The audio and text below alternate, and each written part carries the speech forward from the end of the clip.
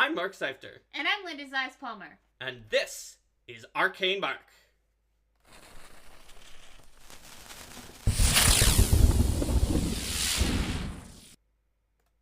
Hi, everybody. Welcome. And welcome back to Arcane Mark. Or welcome for the first time if this is your first episode. We've been talking about Secrets of Magic. Maybe a weird first episode, but it's not that weird of a first episode because the Book of Unlimited Magic is what we're doing today. Yes, the Book of Unlimited Magic, Chapter 5 of the book Pathfinder Secrets of Magic. Yes. And the Book of Unlimited Magic is where Secrets of Magic goes from the more traditional, although of course it did have treatises which are not necessarily traditional for just a book full of spells, into really some untraditional rules and very creative ideas and weird magic. And so that is what the Book of Unlimited Magic is. You can see here in the introduction to the Book of Unlimited Magic, it talks about what we're getting into. So it'll be cathartic magic, elementalism, flexible preparation, geomancy, ley lines, pervasive magic, shadow magic, soul seeds, soul forged armaments, Thessalonian rune magic, true names, and wellspring magic. Which of those are you looking forward to the most, Linda? Well, I feel like from a lore perspective, like Wellspring magic definitely interests me a lot, as well as ley lines, but flexible preparation from the perspective of how much it opens up ways to play existing characters is pretty awesome. All right, so let's go for it. And that means we're starting alphabetically with cathartic magic. So, cathartic magic is basically an uncommon magic where your emotions lead you into a special state of catharsis. So, it's got role-playing notes to make sure you role-play your catharsis. Like, it's not just some mechanical trigger that you use and are like, oh, yes, I love you. I guess I get bonuses. Like, it's meant to be something that you only take if you're going to be role-playing out, like, these strong emotions and have these situations that happen because of it. And so it also has tips for game masters on how to build catharsis into your adventures, and potential for unplanned catharsis where just something happens and there's just a story moment where you might gain cathartic mage dedication. So the basic idea here is that if you're a cathartic mage, then you have cathartic mage archetype, which is going to give you an emotion from the emotional states section, and you're going to be able to cast spontaneous spells, and additionally you gain catharsis reaction and settle emotions. Catharsis is a reaction that puts you into your cathartic state for 3 rounds, then you suffer emotional fallout. Settle emotions is a 10-minute refocus style dealio to get out of your emotional fallout.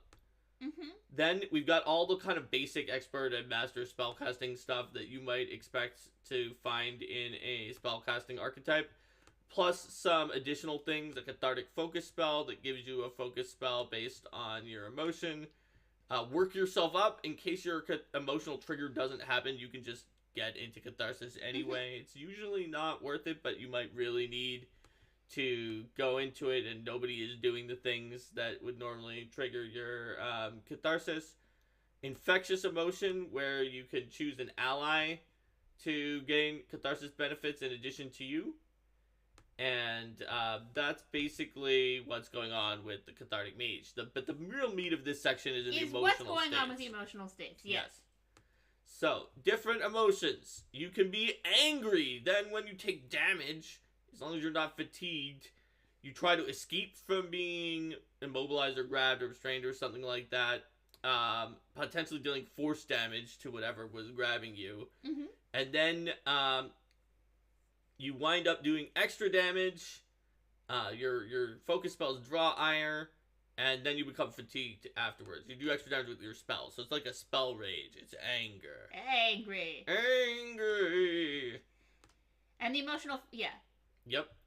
Then the fallout is being fatigued. Yeah. Then there's awe. You or an ally within 30 feet critically succeeds. on an attack roll against an enemy's AC or a skill check against an enemy's DC. At that point, if you're fascinated or stupefied, you can try another save to end it if it allowed a save, and then whenever you cast a spell, you can choose one creature hit by your spell attack roll or the failed its saving throw, which becomes fascinated by your amazingness, and then is temporarily immune. The emotional fallout is you become flat-footed until you settle your emotions. Yes. The focus spell is Dazzling Flash. Yes, that's right. Then there's Dedication. Your commitment protects those you are dedicated to, but can lead to dependency. Your emotional focus is a individual creature that you are bound to, and this gets into you should pick someone that's in your party. Probably. The emotional focus sidebar on the next page there, where it's your emotional focus is fixed on a specific individual, and this is one of those things where the sidebar talks about make sure that the other player is cool with their character being the emotional focus, and that the role play there stays something that is fun for everybody. So it's Dedication. The Catharsis trigger is that focus taking damage from an enemy within 30 feet of you. You can activate your Catharsis to get them temporary hit points. Emotional Fervor, your spells that target the emotional focus are reach. It's much easier to reach out to them. When you cast a healing spell that affects them, they also heal extra. Very fittingly, the spell here is Spirit Link. Focus spell is Protector Sacrifice. And the emotional fallout, until you settle your emotions, you need to be adjacent to your emotional focus to cast spells. You're just so codependent to the person you're dedicated to. I can't cast spells if I'm not next to you. Then there's Fear. If an enemy makes you frightened, you can increase the frightened value by 1 to a maximum of frightened 4. Why would you want to do this? Well, when you're in your emotional fervor, you don't take the status penalty from the frightened condition to your spell DCs or spell attacks. Instead, you gain a status bonus equal to the penalty you would have taken, and your foes take that same status penalty to their saving throws against your spells. All the other things take the penalties. All the other things do apply, but your spells are ridiculously good. The spell naturally here is Fear. Because Frightened can never go past 4 without violating our internal soft rule. I mean, there may be some things out there that are wrong right now that allow it, but that is still a massive amount of additional bonus on your spell attack rolls and a massive penalty to their saving throws against your spells if you manage to get yourself Frightened 4. However, your AC and saves are trash. Yes. You're going to get crit into death if you don't kill them. It's very interesting. And then the emotional fallout is you run away for 2 rounds. Yeah. So unlike the other ones where it's things happen until you settle your emotions, this one's it's just 2 rounds, but it's very much okay, yeah, you're just gonna. So if you don't win or die during that time that you have this massive frightened bonus to your spells and penalty to everything else, then you run away after 3 rounds. It's hilarious. Then there is Hatred. You start your first turn and encounter against the trigger is to start your first turn and encounter against your focus or one of their followers. It's a specific enemy you detest. Yes. And if there's a bunch of mooks of your hated enemy, you pick one of them to be the focus this time. So if you hate Abigail Thrun, then you can pick some random Chilaxian person who works for her. So Catharsis activation, you can step or stride. You have to end that movement closer to the one you hate. That's right. Emotional fervor, your emotional focus is flat-footed to you and takes a -2 status penalty to saves against your spells. But you are likewise also flat-footed to them and take a -2 status penalty to saves against it. The spell you get is Blood Vendetta with the focus spell Cry of Destruction, and as the emotional fallout of your hatred, you become stunned too. I'm stunned by how much I hate you. The Joy is Unbridled Enthusiasm could lead you to success, but you might expend more energy than you planned. The Catharsis trigger is critically succeeding at an attack roll or save, or having an enemy critically fail against you. Catharsis activation, you can reduce the value of frightened or stupefied conditions by 1 and end any persistent mental damage you've got. The Emotional Fervor gives you a status bonus to performance checks and the spell attack rolls of emotion spells, and gives enemies a status penalty against those. Very fittedly, Hideous Laughter is the Emotional Fervor. The focus spell, Unimpeded Stride, and as implied above, you become fatigued. You're tired, just being so hyper and joyful all the time. Yes, there's also a sidebar about setting your emotional focus, and if you pick another PC, you want to check with their player. Yeah, I mentioned that. I mentioned that on when we talked about dedication. Right. So for speaking of one that you definitely want to check with the other player. Yeah, definitely want to check with the other player. It's like your emotional focus, someone you're in love with. They aren't required to love you back. But Catharsis trigger, the emotional focus takes damage from an enemy within 30 feet of you. Same trigger as dedication. In this case, the activation, if you or your emotional focus, either of you are confused or controlled, one of you can attempt another saving throw against it. The emotional fervor, you get a +1 status bonus to will saves, and if you cast a spell that benefits your emotional focus, that increases to +3 until the start of your next turn. Yep. You get soothe and soothing words, and the emotional fallout is to be fascinated by your emotional focus for 1 minute. Yep. Misery. You want to make other people suffer so that you won't suffer as much. Whenever you gain persistent damage... A classic, cartoon villain motivation. Yes. Whenever you gain persistent damage, you gain temporary hit points. Is immediately on the reaction, and then you can attempt a flat check to end... Or sorry, you can choose not to attempt a flat check to end persistent damage you're taking, which could be useful if you manage to get persistent fire damage from a foe, and you're that type of goblin that wants to have persistent fire damage active so it can do fire attacks, then you can choose not to end it. But when you choose not to end it, you can... so when you cast a damaging spell, you can choose a creature that failed a save or something you hit with a spell attack to take persistent damage of the same type the spell dealt, but not equal to the highest amount of persistent damage you currently have. So if you can manage to take a really obnoxious amount of persistent damage, you can also deal out a really obnoxious amount.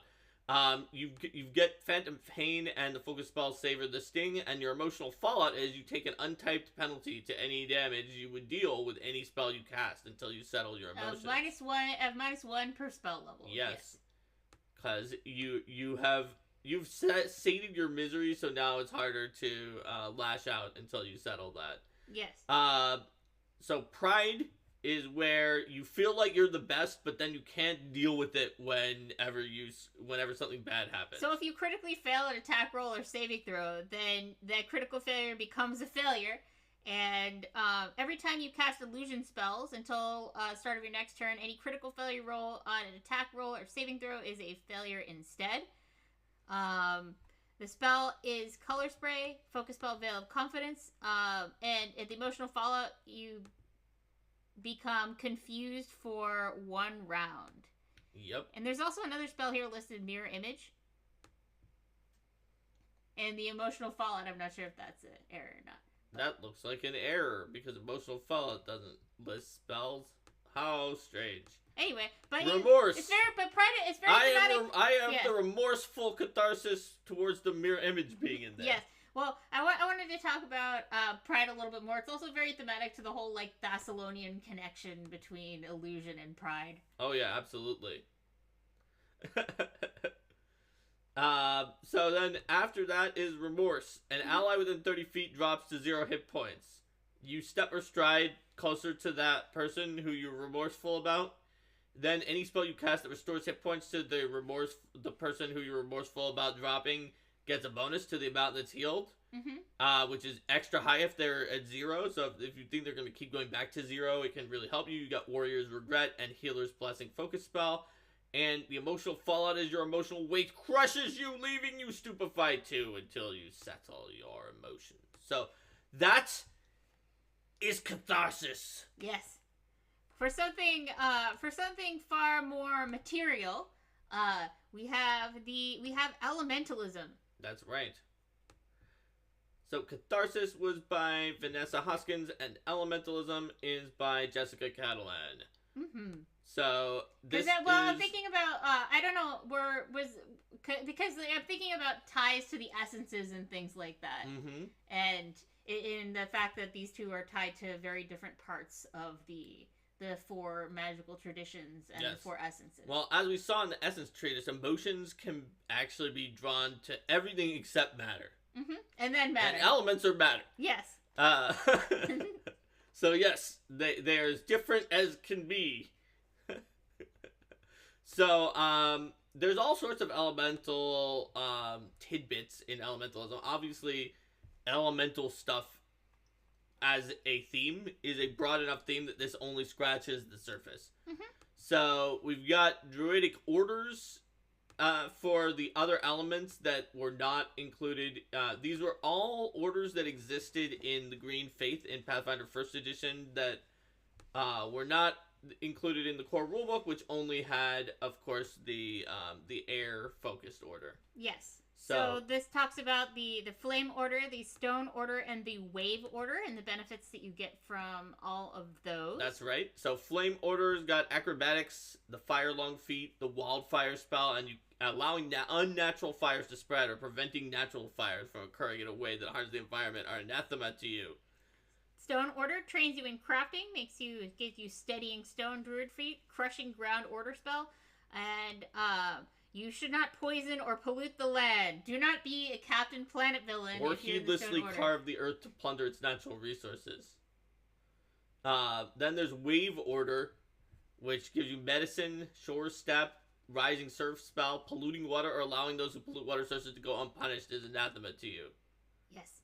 As far as the druid feats, there is Fire Lung, which from the Flame Order. From the Flame Order, lets you breathe normally in areas of ash and smoke, ignore the conceal condition from smoke, and it's much easier to end persistent fire damage on you.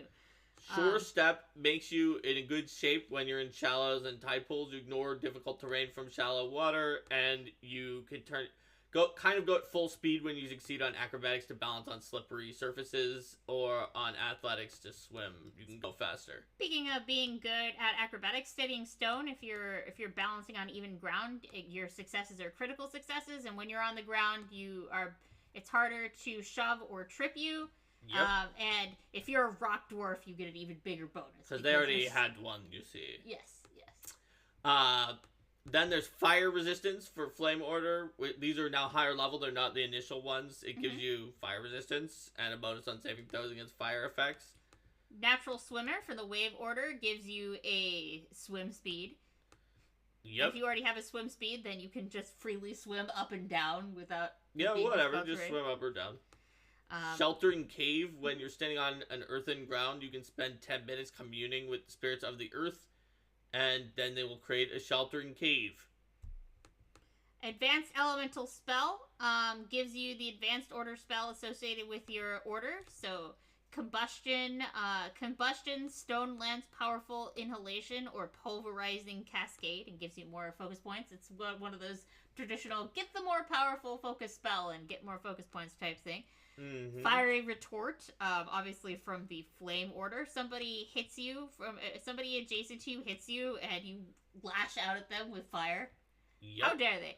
There's a sidebar here that talks about the 4 elements and some of the philosophical attributes associated with them. Yep. Then there is Hardened Flesh for Earth Order. When you're standing on earthen ground, you can gain resistance to physical damage, which eventually goes up to 6 resistance. You spend an action, and you get it until the start of your next turn. I see the comment, by our powers combined. So it's the idea that, Catharsis must be heart. Yes, I was going to say catharsis must be heart, and that's why people are, underestimating heart, because heart isn't from the same, Earth, from the same fire, wind, water, fear! Love! Purifying spell from Wave Order, you purify water, and basically when you cast Heal on someone, you can counteract diseases and poisons by purifying them with purifying water, and your heal gains the water trait because it puts water in them.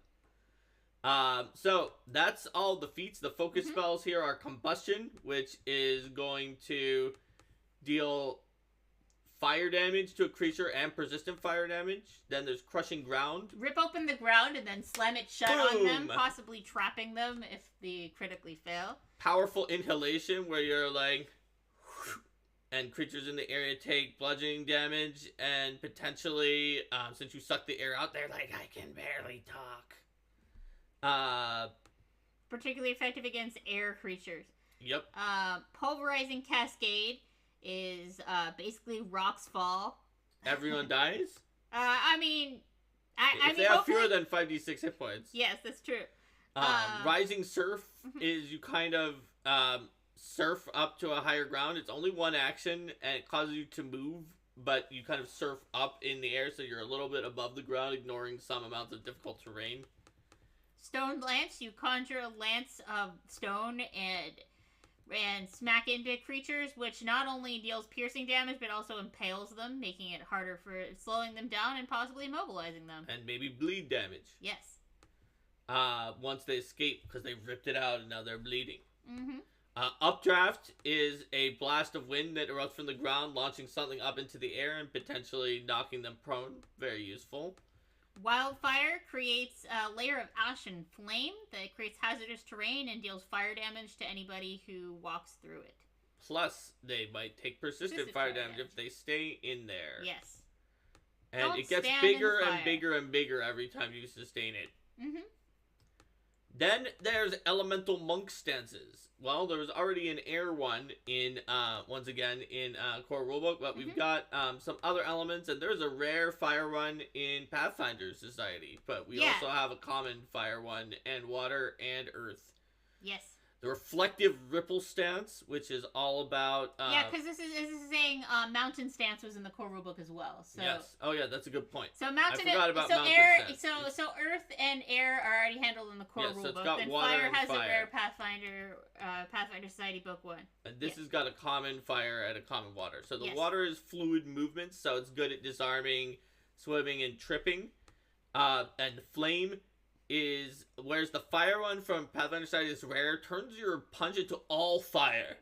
This one is, you're still like slashing at them with these fiery movements, and it somewhat explodes into persistent fire damage occasionally. You're just like going so fast, creates fire, like friction in the air, and that causes persistent fire damage. So it's pretty different than the one from... It's more offensive, but it also doesn't, like, remove your physical damage into fire damage, so it's not as good against creatures that have high physical resistance. It gives you more speed, too, the Stoked Flame stance. So then you can get into Inner Fire for Stoked Flame, where you get cold and fire resistance, because you just got so much fire going on, and things that try to grab you are like, you're burning. And then Rippling Spin for the water is a reaction when you get hit by something, where you can try to disarm or trip them. And you kind of step around them and sort of spin. Blazing Streak for fire. It's a 3 action where you stride twice and make strikes against up to 4 different creatures during the time. And that is all fire damage. You just turn into a flashing blazing streak. And Wave Spiral is a 2 action once per minute where you dip and spin, unleashing a wide whirlpool that attempts to trip everything in 10 feet around you. Then there's the elemental spell list. This is going to be for the elementalist archetype, which is coming up. So there's this whole giant spell list that has spells from all sorts of books, and it also has some guidance for adding new spells from books that are not covered here. That's right. So there are a ton of spells, a whole another list here. And then there's some information about where would elementalism be most often practiced on Golarion, cults of the elemental lords, the elemental saturations, which are areas that are just completely saturated in elemental energy, and as well as monks from Jalmari's 4 Houses of Perfections or other elementalist monks. Yes. Then we have the elementalist class archetype. It is a class archetype for any kind of spellcaster that is focused on elements, and they have to be able to cast from Arcane or Primal because elements are matter. Those two have the matter essence. You replace your spell list with the Elementalist spell list, and in that case, you wind up being able to replace your Bloodline spells with the initial Elemental Focus spell, and your Advanced Bloodline with an Advanced Elemental Focus spell if you want. And then Druid Elementalists can Storm Order Druids replace can replace their Tempest starting Surge order with spell. Updraft. Yep. Elementalist wizards, instead of specializing in arcane school, they specialize in one of the 4 elements. That's right. And yeah, that's kind of what goes on with them. It's got additional feats about familiars and the current spell and water step feats. Mm-hmm. And so when you're an elementalist, you gain resistance against damage dealt by effects with your attuned elemental trait, which lasts until you make your daily preparation, because you can pick. You're like, oh, we're going into the fire caverns of fire. Let's be resistant to fire. Dousing spell, which is a made magic that makes it so that your spell can help soak something to put out persistent acid and fire damage. It can be handy if you're someone who casts like beneficial spells. You can just help end those kinds of persistent damage at the same time. It's like, oh, for instance, healing. Oh, I need to heal you because you took a lot of persistent acid or fire damage, while it also might end it. Instead of having to choose between healing them and ending it, which definitely sometimes happens. Elemental familiar. Your familiar becomes an elemental and can gain a special power based on which elemental it is. That's unique to elemental familiars. Air elementals can become invisible when they stay still. Earth elementals can gain resistance to physical damage except adamantine, like a pretty high amount. Fire elementals can shed light and warmth that makes it so that people who are nearby them don't have to deal with severe environmental it's cold. like Endora Elements AoE, second level. And hey, you can get when you get it, second level Endora Elements is your highest level spell. And then everybody cluster around the cute little fire mode. And then water, your familiar can move through a gap at least 2 inches wide without squeezing. It can squeeze through a gap at least 1 inch wide because it's water. So burning spell makes it so that your spell lights things on fire, like you do. Mm-hmm. Persistent fire damage. Metabolized element, when you take damage from a spell or magical ability that's air, earth, fire, or water, you can gain the quicken condition. Yes, you're just like... you used elemental energy on me? You have used my own energy on me? Now I am elementally charged. Yes.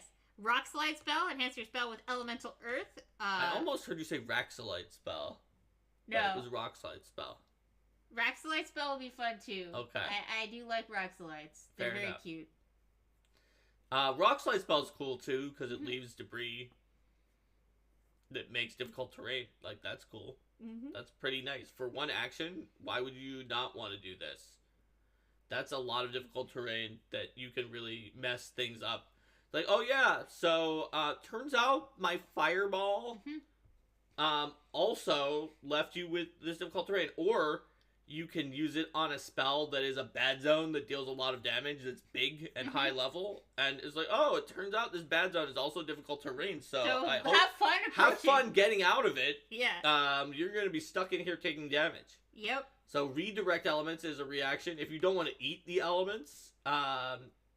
You can be like, you're also in the spells area, why don't you... when they miss you with an attack roll, you're like, oh, yes, I see, you tried to shoot me with a fire ray. Cute. And the attacker re-rolls the spell's attack roll against the new target, so it doesn't have to be something that would have hit the original, an AC that would have originally hit the target's AC. Like, I like how you think you can play with the elements around a master of the elements, but no. Why don't you hit your ally instead? Oh, that's a crit. Oops. Yep. So wind toss spell enhances your spell with wind, and the wind will kind of seek out your target, so it'll ignore concealed and cover, which is pretty handy. So that is Elementalist. Now, flexible preparation is pretty short, so we can probably do it. If it was a length of any of these other sections, I would say we wouldn't be able to do a third one. All right, so flexible preparation by me, and like obviously all of these we worked on afterwards in the design team. But I wrote up the initial pitch for this because it's actually a very challenging topic, because it's obviously a very powerful effect to get flexible preparation, which I will explain what it is in a moment. But the amount of ground that you have to do things like reduce the number of spells per day is very small before you get to the point where okay, it's flexible, but yeah. It's flexible, but like a cleric starts with with 2 spells at first level. If you put it down to 1, then it's like, oh, I flexibly cast 1 spell. So how do you balance sort of the fact that it is how do you like basically pay for the cost of the flexibility without reducing things so far that the flexibility itself is no longer a benefit? So here's how you do it. Flexible spellcasting is something that blends spontaneous and prepared spellcasting to give you the best of both. And I put in some lore here, so like if they're say they're called Arcanists, which always used to have something like this if they are like a flexible wizard. But then I put in some new names for like flexible clerics, Ecclesiasts, and flexible druids, Fae Callers, which actually is a callback to a spontaneous druid from Pathfinder 1st edition, flexible witches called invokers, and so on.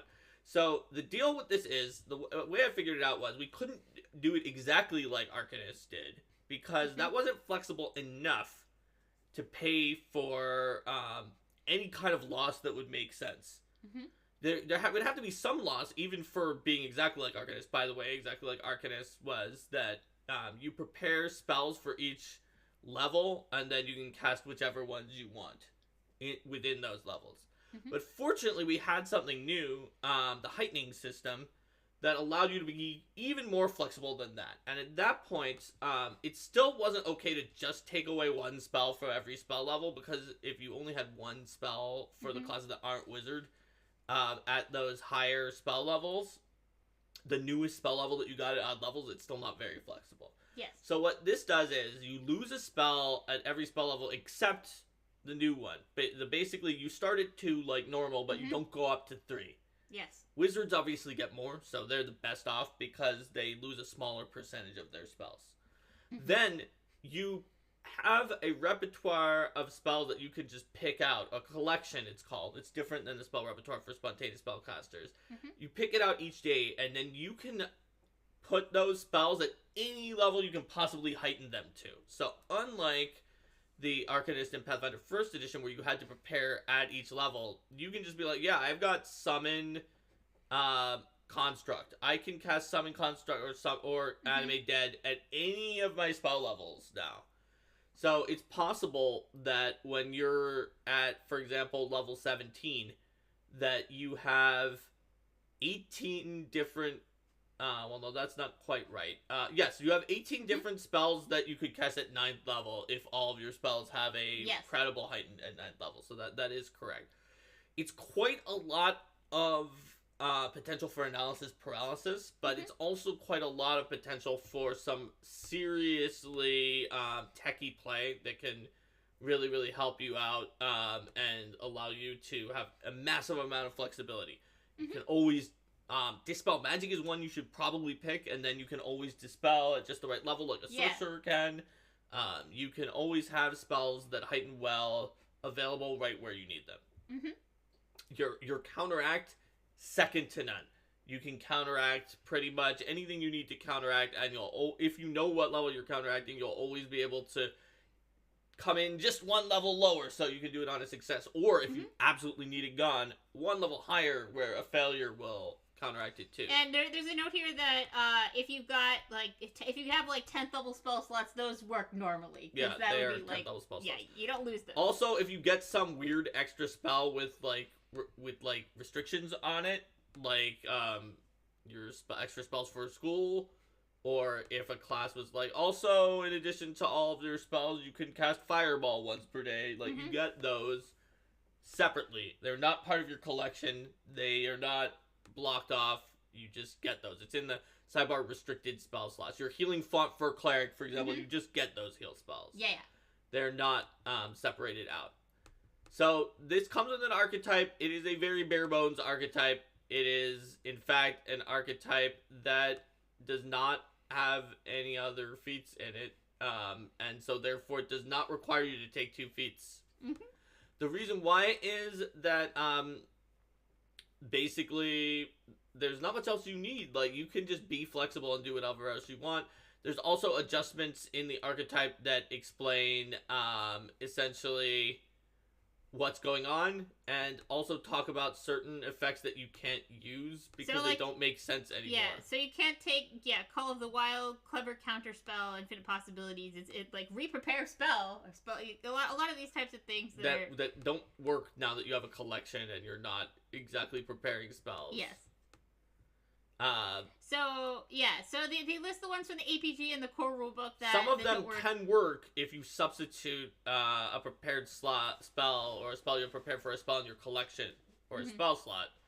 For example, counterspell. Yeah, so those are described in terms of like adjudicating class feats and features and how those work. And if there's feats that are feats for like beyond the core rulebook and the advanced player's guide that specifically interact with like spell preparation and stuff like that, it would probably be something, for the GM to work out, like, is there a way to modify that so it works, or do we just not deal with that because it doesn't work within this paradigm? That's right.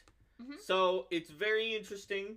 It's definitely something that's super flexible. It's not going to give you as many spells per day, but you're going to get a huge amount of value out of every one of your slots. If you ever end a day in a normal situation with your like higher level spellcaster who has a lot of slots being like, I didn't use all of these though because I prepared this thing for a contingency plan, and I prepared knock, and then we didn't need a lock,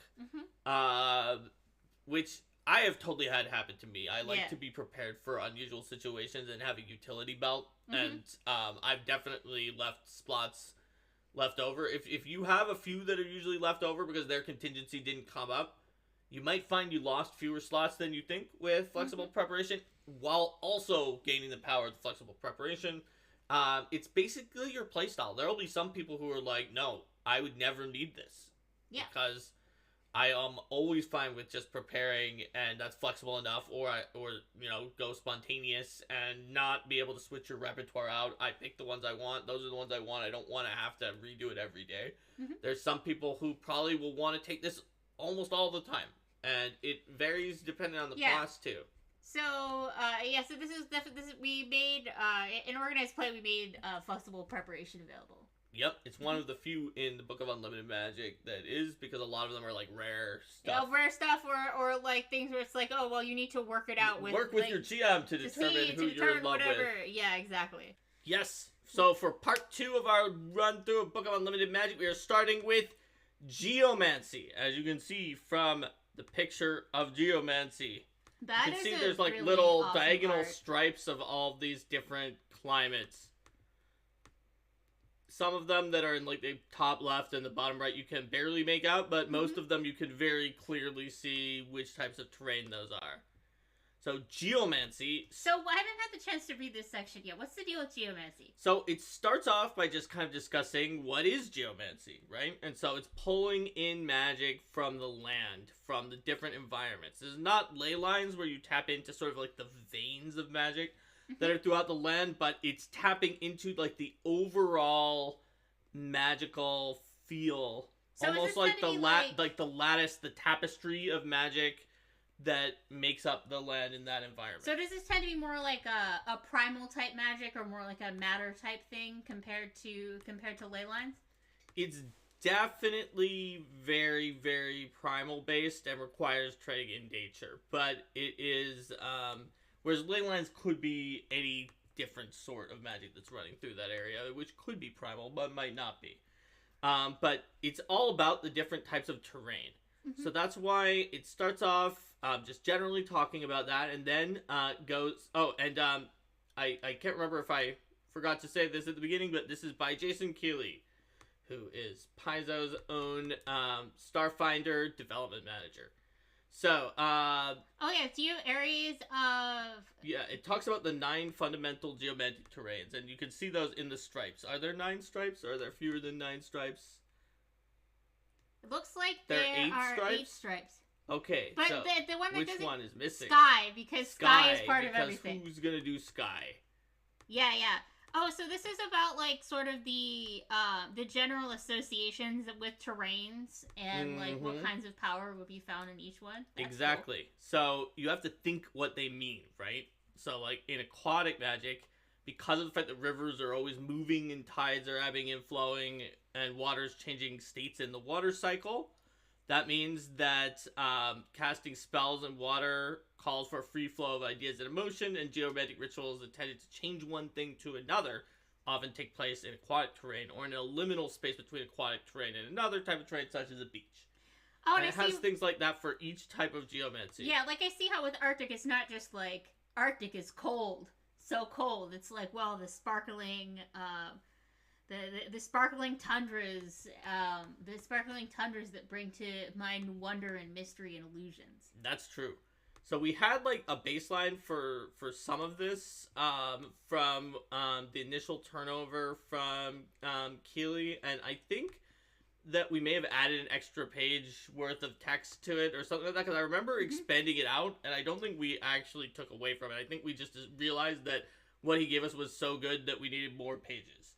And so for some of these, like, some of these I was able to come up with ideas really easily, but for Arctic, I actually asked Mike Sayer to help come up with it because of the fact that, I mean, he's from Alaska, and he knows a lot of kind of different ways that that you can look at an Arctic land that are not just, oh, it's very cold up here. Yeah. And so that's where you get some of that really nice imagery, and it's in a short package. Plus a sidebar there about elemental or geomantic saturations, which are tied to the elemental saturations we saw in the elemental section. So very cool. Yeah, there's more. There's for each of the different types of terrain, and this also, you can sort of associate them with schools of magic in certain ways, right? You can do transmutation with aquatic, transmutation, and illusion. Arctic is kind of illusion, and desert is kind of punishing and merciless and unforgiving, both in heat and cold. So it could be evocation, and forest can call forth ancient creatures. So conjuration. Mountain is kind of like almost like the world's way of warding off areas. Like abjuration. Yeah, abjuration, because you can have like the edge of a nation because mountains form that boundary, and plains are. It looks like it's like effortless travel, wind, plant cultivation. It's not quite so. It's not quite so tidily within a particular magical tradition. That's true. Whereas sky, the open sky, it's kind of like the big sky card for the Harrow, and it's got sort of enchantments. And swamp is the cycle of life and rebirth. So necromancy. And so it's got necromancy, and then underground, beneath the surface, it has divination. Is like what has been lost in those ancient ruins and down under beneath the ground. So I'm curious to see how sort of these associations play into the mechanics.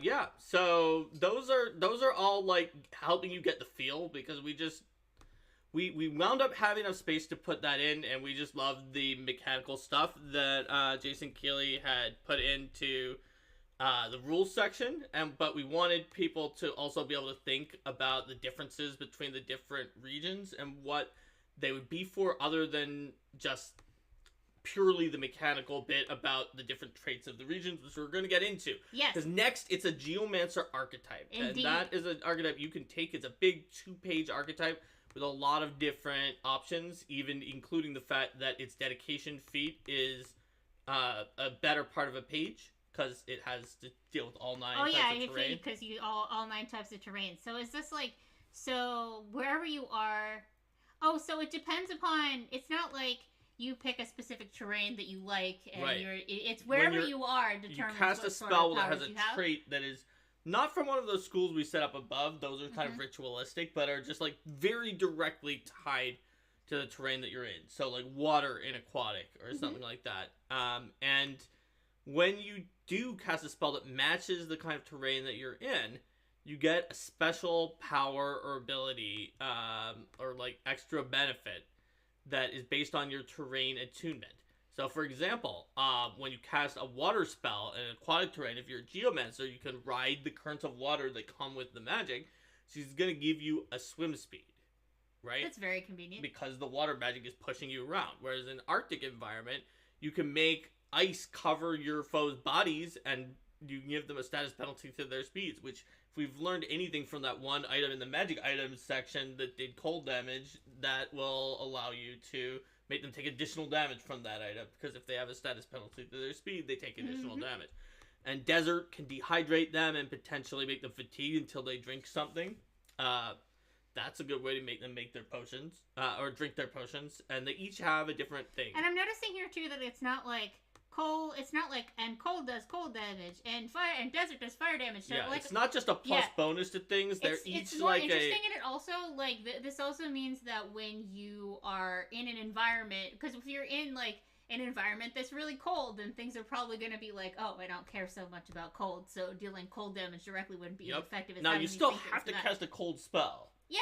But it does mean that, yeah, those creatures, even if they resist the cold, they're going to take speed penalties, which could mess them up. Mm-hmm. And if you're in each of these different areas, they give you a different special effect. So that's how it starts. But then you get some cool stuff, because this is where, like, you know, in the outline, we told Jason, okay, we want a different effect for each of the terrains. But then he came up with some really cool feats that let you mix and match some things. So you've got an attunement shift as a free action once every 10 minutes. When you cast a spell with one of those traits that's associated with terrains, you kind of place a field effect down that of makes it, your magic sets yourself up so that then you can cast future spells with the same descriptor and gain the benefits from that terrain. So you kind of like bring the Arcticness to the area that you're in. And at 4th level, you can share the attunement benefits to an ally instead of yourself as well. That's another option. There's a rough terrain stance where you, when you gain a terrain attunement benefit, you enter a stance that makes it difficult to move around you and make area around you difficult terrain, which can be pretty cool. But you have to stay in that particular type of terrain. And then after that, there's even more feats. Hold on for a sec. Yeah. Okay. Mm-hmm. So yeah, I see attune stride. You can move freely through that terrain you're attuned to. Yep. So you can ignore the difficult terrain even if it was just naturally occurring in that environment. Yep. You can draw from the land, which is a one action. When you gain a terrain attuned benefit and it matches the terrain you're in, you didn't just fake it out. You can gain temporary hit points. Use a read the land, which is uncommon because of the fact it gives you the uncommon commune with nature ritual. Because I mean, come on, of course, geomancers can do that. And they can do it much faster than anybody else without any other assistance. I mean, that makes a lot of sense though, because land is your deal. So here's a cool one, Terrain Shield. Once every 10 minutes, when something's going to hit you with a strike, and you gain the terrain attunement benefit, you like bring out like a rock from the mountain or a branch from a tree or something like that, and it blocks at least 28 damage and it scales. Oh, wow. So I can see why it's called Terrain Shield then. Just a convenient shield that you didn't have to raise. And just like, bam, there you go. Yep. And then shifting terrain is a one action follow-up for your rough terrain stance. Where when you're in the right terrain, you didn't just fake it out and you're in your rough terrain stance. You slam your fist into the ground or twirl around or do something to engage yourself with the terrain you're in. And creatures that are in your difficult terrain have to make a reflex save, or they potentially become clumsy as they're just like swirled by snowflakes or just caught by branches or any kind of situation. Trying to reorient themselves. Yep. And then Quickened Attunement is a free action once per day, where your previous action was an attunement shift, and then you can basically reduce the number of actions to cast by 1. Which is essentially Quicken Spell, but the Quicken Casting feat, but you can't use both them and Quicken Attunement in the same round to triple cast. So what you do is you use that to shift your attunement and then cast a spell that's appropriate for the thing that you're now attuned to. So you'd be like, I'm going to cast a plant and then another plant spell, and that second one's going to get that benefit even though I'm not in a forest or a swamp or any of that kind of thing. Right, and importantly, that you can cast two action spells in the same round that way. As long as they both have to match. But hey, I mean, if the enemy's weak to cold and you want to cast 2 cones of cold, then I'm not going to stop you. In fact, this is going to make it easier for you. So, yeah, that's what you've got with Geomancy. It's a really cool tool set that works well and establishes the lore of like what it means to be the Geomancer with a lot of good mechanics for being a Geomancer too. We have a spammer in chat, huh? We have a spammer. Time to slay the Herod spammer. Realm Terrain. Yeah, Herod Realm Terrain would be interesting. We must slay the spammer. Let's see. What do I do to slay the spammer? I always forget. I think I click on their name and then eliminate. Ban. Yep. All right. They're banned. Okay. Spammer banned. Back to our regularly scheduled. Now back to our episode. So, that's it for Geomancy. Geomancy is pretty awesome. Let's move on to our next thing, which is ley lines, which in some ways shares some similarity to Geomancy. But as you were saying, that magical energy isn't. That magical energy can be of any type. It's not. Yes. It's a specific manifestation of magical energy that occurs in a particular location. Yes. I see it. Now, it is fair to say that Geomancy doesn't say it has to be primal. Now, you're not going to get any of those traits you want very easily if you're not primal or arcane. Mm-hmm. I mean, maybe you can do Blistering Invective for fire and get a desert as an occult caster. Mm-hmm. And, like, if you're a Saren Ray cleric, you can get fireballs or something like that. But the point is that that's sort of a lattice or a tapestry based on the area that you're in. And here we're following the veins of magic throughout the multiverse. It's the arterial system that's like what pumps blood through your body. It pumps magic to certain places.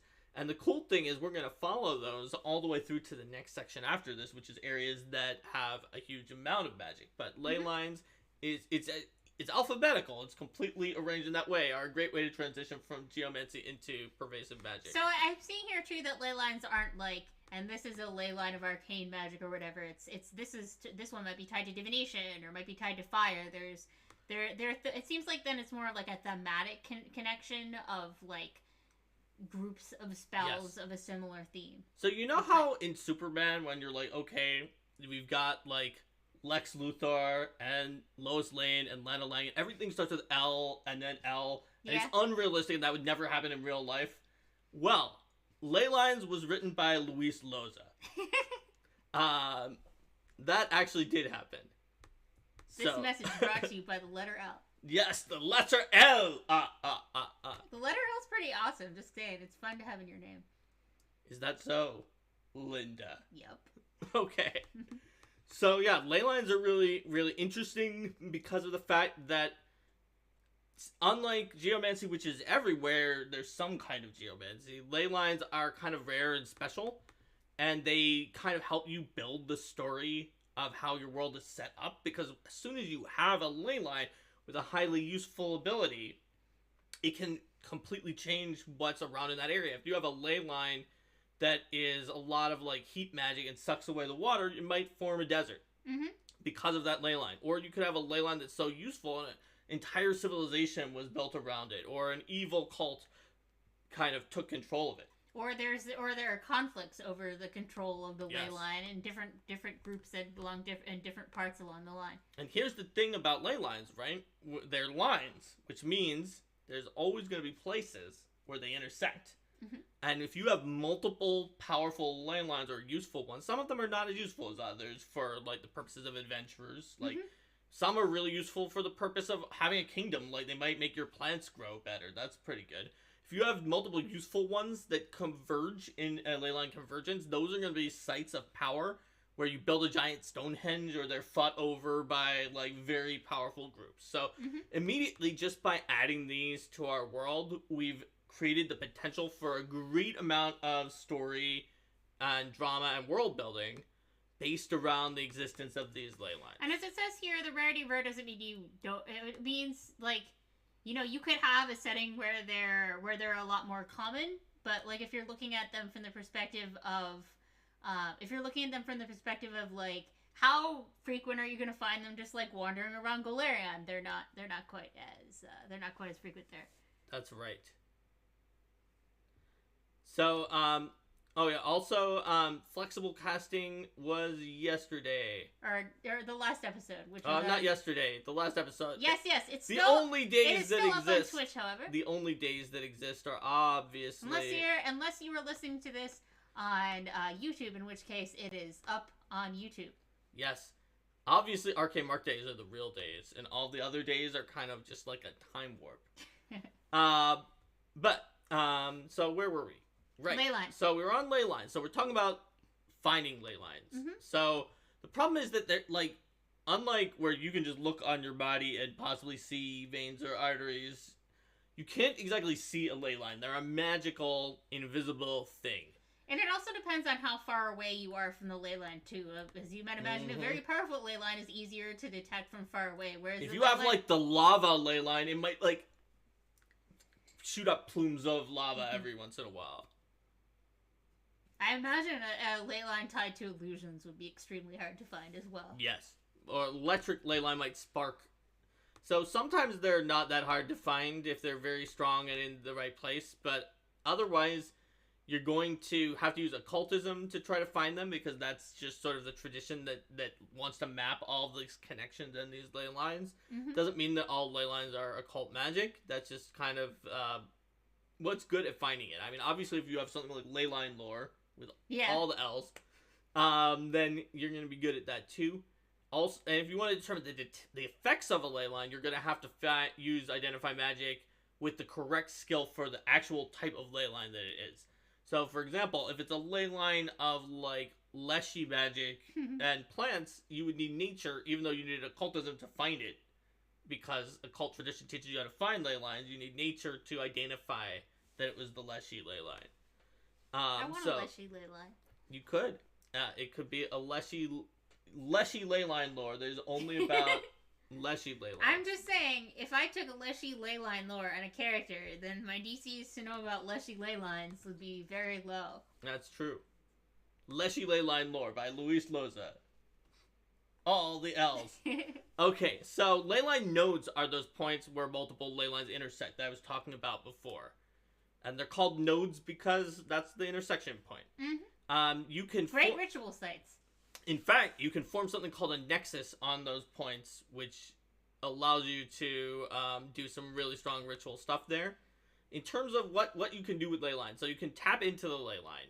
When you're going to do that, you have to roll a skill check. You need to be trained in the relevant magical tradition. You got to at least have some idea what you're doing. You do. And if you mess up the skill check, you could wind up taking a backlash effect, which is unique to the ley line. So I see that as being, it's certainly not, like, literally a ritual, but I see that as being sort of akin to a ritual in the idea that if you're trying to gather magic from a deep well of power and you mess up, then it's much more dangerous than casting And it's not even a ritual, you're right. It's just one action. Yeah, but when you're gathering magic from some sort of source that's beyond, like, the organized confines of a spell, then it can be much more dangerous. So you either get the power for one turn, the turn that you spend the one action, for 2 turns, or you don't and you take damage and potentially get a backlash. So you can see things like a basic ley line that gives a meta magic. So the cool thing about that is, first of all, you don't even have to have the meta magic. Second of all, if you can crit succeed, and the DC is not that hard on a basic ley line once you get to higher levels, and you know there's a ley line around with that kind of meta magic, you can use it once and get the benefits of it from all the other spells you cast on the rest of that turn and on your next turn, which saves you actions compared to normal. Then there is another example ley line, which is an energy ley line that's associated with a particular type of energy damage. And the energy ley line is very powerful because it can deal persistent damage anytime you deal the associated damage of that damage type. Yeah, that is very useful. Yep. Oh, and I see that the thematic backlash there of you take that damage and you take damage instead if you if you critically fail. What about a focus ley line? Does it? Yep, it gives you a focus point, which is separate from your focus pool. Yep. And so the focus ley line can give you an extra focus point. If you know there's one around, you basically just have another focus point each day, as long as you don't mess up and not get the ley line correctly. A haunted ley line is is a divine or occult necromantic ley line that can give you blink. You kind of blink in and out of the material plane as soon as you tap the ley line, and you can actually choose the direction of your reappearance if you sustain the spell, which is better than having it happen randomly. And then there's a specialized ley line where spells you cast of the attuned school to the specialization are empowered, making them automatically heightened 1 level to a max of the highest level you can cast.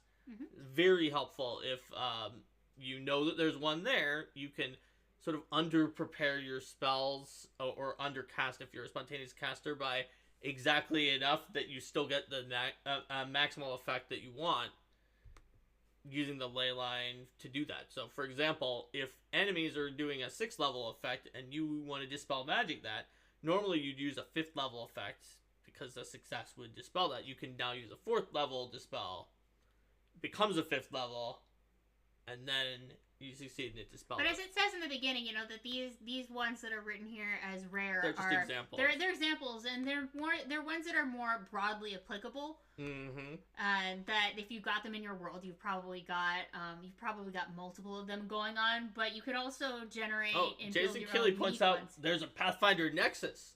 What? Yes, there's a Pathfinder Nexus. We're about to get to how to make those. You're right. You can absolutely build unique and even just new rare ley lines. These are just a few examples. In fact, there were more. We just couldn't fit them all. We fit as many as we could. Isn't that pretty much always how it goes? No, sometimes we can't fit what we need so much that we say, no, Geomancy's getting 2 extra pages, and so we can fit it all and add more. Yes. But usually you can't do that. So, Empowered Ley Line. That allows you to... Now we've got rituals. Oh, yes. That's a ritual that's going to empower the ley line so that you gain the benefit until for 2 turns on a success or 1 minute on a critical success, which means that if you just take care to tap into the ley line every once in a while, you can have it for the whole fight. And I see that the empowered ley lines are also more dangerous if you yes. fail, because you're supercharging the whole thing, which makes perfect sense. And here's established Nexus. The casting time is 1 day, which, according to some hot takes on the internet, is also probably how long it took to establish the deal to create Pathfinder Nexus. Even though it took a lot longer than that in real life. I'm going to tell you that this 1 day is an incredible deal for established Nexus in terms of how long it actually takes to make the deals and other things that you need to have Pathfinder Nexus. So you have to find a ley line node, and then when you establish a Nexus there, you're essentially laying claim to the power of that node into a Nexus. When you do that, it establishes a Nexus that basically continually refreshes its magical energy and could last for up to 100 years if you get a critical success. And basically, when you have a Nexus, also, when you tap a ley line, you get 1 degree of success better than what you rolled, which means you'll never suffer the backlash effect. You still could take some mental damage if you roll a critical failure, but as long as you at least roll a failure, which in a lot of cases, unless it's way above your level, if you actually succeeded at this ritual, you probably will, only on a natural 1, not get what you want from the ley line. Oh, and if you critically succeed, it lasts for 100 years. Yes. So it's up to 100 years. Otherwise, it lasts a year and a day on success, or you fail, or you critically fail, and it's not good. So that's ley lines and Pathfinder Nexus. Now we can move on to pervasive magic. So this is an alternate system for places that, Golarion is a setting that has quite a bit of magic that's around, but it's not but it's not a place where most people have magic. So this is sort of a way to think about a way to build settings or areas within your setting where magic is just ubiquitous and pretty much everybody's got it. And Jason Kelly is wondering if we critically succeeded to get 100 years of Pathfinder Nexus. Well, I mean, if people are still playing Pathfinder in 100 years, then I think that will be one of the greatest successes in all of gaming. Yeah. If that happens. So yeah, pervasive magic is a place that is so enriched by magic that it makes the rest of Golarion look like it was just not a high magic setting, even though it is a high magic setting. These are places where it's just oh, look, it's a bear. It can probably cast Bear's Endurance. Yes. I mean, that's not a spell in Pathfinder 2nd Edition, but you've got the idea. It was oh, it's a cat. it can probably levitate or something. Who knows? It's just like every kind of animal and monster, and even just like a random peasant from that area, are going to have some kind of magical ability if they're in a pervasive magic area. Everybody has a cantrip. Yep. So everybody has a cantrip, and there's some special magical backgrounds that are for that area, where you might be scarred by energy, or you might be a magical tutor, which is rare just because of the way it's tied to pervasive magic, but is not like rare for by the time that you have pervasive magic. Yeah. Yes. Our surge investigator you've seen and studied many different types of magical terrain, and that also doesn't have any really rare mechanics. But the thing is, it's rare because how many people actually are like, yes, I'm a surge investigator. Yes, it's like things like from Rivers the Cat, the Charmel who come near the forest to speak through dream messages. You've seen and studied many kinds of magical I've seen that. Oh yeah, obviously, that's easy. Yeah.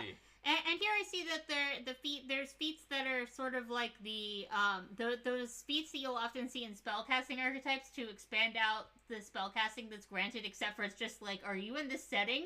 Do you want these feats? You can take it in any class. It completely, kind of obviates the multi-classing for spellcasting classes, because you can just take whatever you want, but it is a way to go. And then there's creature adjustments. So here we go. Our cat actually would not have had levitate, but it could have telekinetic projectile. So if the bird flies away from the cat gets annoyed, it can just fling a projectile at the bird. Yes, that's true. As part of its hunting plan. If it wanted to have levitate, it would have to be like a level 7 to 8 cat, I think. Yes, that's true. But it talks about both the spell levels that are associated with a variety of creatures for arcane, divine, occult, and primal spells, and gives some nice suggested spells that are going to be broadly useful for jumping in and looking at creatures at that level. I see a comment there. Everybody has a quirk. Yeah, you can definitely have there's another comment about putting our brains in jars so that we can be there for the next century when we continue with Pathfinder next. Because we critically succeeded.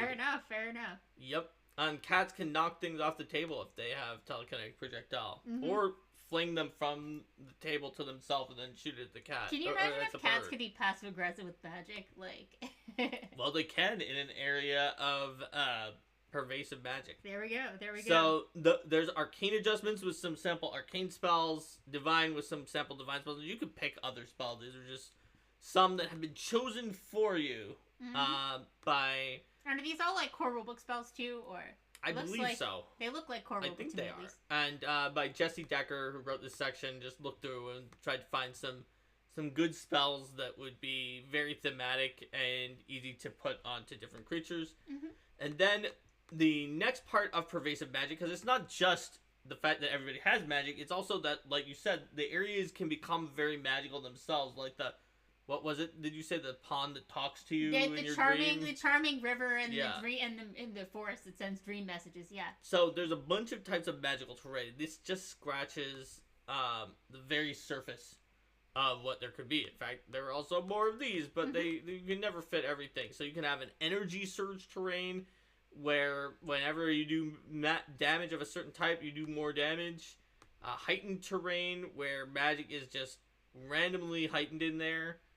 Those two are both similar to certain ley lines in certain ways. A meta magic terrain where just like the certain meta magic is always there, like possibly a fountain of magical energy. That's also like one of the types of ley lines. So for these ones, it's more like keeping in the theme of if magic is running through certain veins versus if magic is just absolutely everywhere. What does that do? Occult magic terrain where you get a bonus after casting an occult spell. Your emotions run hotter and your passions flare, and you get a bonus on certain types of checks. Primal magic terrain, where you get a movement speed bonus as your experiences become vivid and your instincts are sharper. Spell touch terrain, that's one of the most important ones. It either involves permanent spell effects that are active or either all the time or just kind of happen contingently, like in an area where anyone who jumps automatically is affected by the jump spell and jumps 30 feet. Yeah, and that makes sense too, because like if you have all this magic that's around and people are casting spells constantly, that they would have some ability to stick spell effects in areas and have them stick. Periodic spell casting, the terrain casts a spell every once in a while, where it's like, oh yeah, every once in a while, a fireball blows up in this area. Or, oh, maybe every once in a while, every day, the first time someone drinks from this fountain, it casts heal. Or something like that. So we said that, like, you know, pervasive magic isn't all over the place in Galarian, but there are some places on in Galarian that would fit well if you want to introduce pervasive magic to within your each campaign. of the meta regions. Yes. Absalom in the Starstone Isle has the Starstone Cathedral, or the Tyrant's Grasp. Yes. The Broken Lands region, oh, there's a lot of stuff there, but the River Kingdoms has some First World connections, and Sarkoris, where there used to be that whole Whirlwind thing. That whole Whirlwind thing. Pretty pervasive. The Eye of Dread has Gallows Gallows Fire certainly. and Nirmathas. With its First World connections as well. Yes. Golden Road has the Black Desert, which is deep in the Darklands. Yes. High Seas has Azlanti Ruins, and the Eye of Abendigo. Which, I mean, if anything is pervasive magic, I think the Eye of Abendigo and, like, the Starstone Cathedral are going to be. Yeah, probably. And so Impossible Lands has super magical places. Impossible Lands is actually so pervasive that the name of the three places where you find pervasive magic are the names of the three countries in the Impossible Lands. Yes. Other than Alkenstar, Gab, Jalmaray, and Dex. Like, that just... It's, like, most of these other ones are like, oh, it's in this cathedral, or in this ruin. And here it's like, oh, it's in these three countries, except the one that doesn't have as much magic. The one that's in the anti-magic area is not included. Oh, really? Anti-magic area doesn't have pervasive magic? Turns out. Well, I mean, it's still definitely got some wild magic. That's for sure. So there's also a sidebar on limitations on pervasive magic, or examples of pervasive magic locations, and how to use this, like a waterfall that grants heroism if you jump off the waterfall. That proves you're a true hero. So if you want to have pervasive magic that's, like, in a very specific location or tied to a specific effect, rather than saying, like, oh, and literally everybody in this world, including cats, has spells. That's correct. Mwangi Expanse has Mazzali, where obviously Wakina is pretty pervasive, and the Ruins of Ko, the flying sky city. Old Cheliax has Barrowwood, where Abigail I made her first contract with Hell. And Nidal, which is just literally the sun is being blocked out by powerful Zon-Kuthon magic. Which that could certainly apply. And the Saga Lands, the Land of the Lantern Kings, is another place that has deep connections to the First World. And the Shining Kingdoms has Darkmoon Vale. Yep. With quite a bit, and the area's natural evocation magic can certainly create a lot of dangerous outbursts and effects. That's right. So, shall we go on to Shadow Magic next? What do you think? Let's see. Okay. How long is Shadow Magic, actually? It's got some info, an archetype, and some companions. Yeah, let's do Shadow Magic today, and then wrap there. Okay. So we'll finish up with Shadow Magic. So Shadow Magic is... by Mike Sayer. Yes, so Shadow Magic is uncommon. It is, it's less of something that, compared to the other ones where it's more of a, like, is this something that you want to include built into the fabric of your setting? This one is something that's easier to be like, oh, this is another way of casting magic that fits in with the themes that already exist. So Shadowcat, there's information. They are certainly already in the world of Galarian. Yep. There's a spread here about origins of Shadowcasters. Where might you find Shadowcasters coming from? So the important thing about Shadowcasters, they're not just someone who, like, oh, I cast spells with darkness. No. They sacrifice a piece of their soul, a little piece. It's not like, oh, now I don't have a soul, but there's this piece that helps protect you from overwhelming darkness and despair. And you give that up, and in exchange, it allows more of the darkness and shadows into you, and you can bind that darkness into magic. So includes, like, getting shadowy companions and familiars and stuff like that. And so, as Linda said, these origins are places where someone might be willing to, or and able to understand and accept the sacrifice needed to become a Shadowcaster. So, for example, in West Crown and Cheliax, which was haunted by shadowy beasts, for years, but the echoing remnants of those events allow it to be a place where people can access this sort of magic.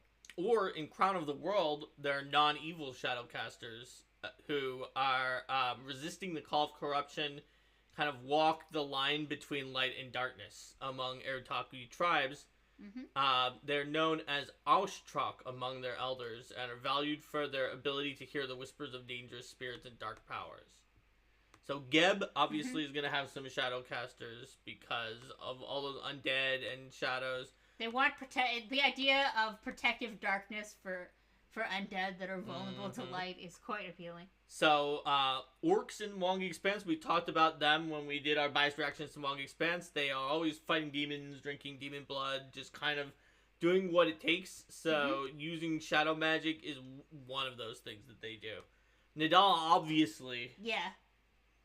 Like, it says perhaps the most notorious Shadowcasters in Golarion. Are disciples of Midnight Lords on Cthulhu.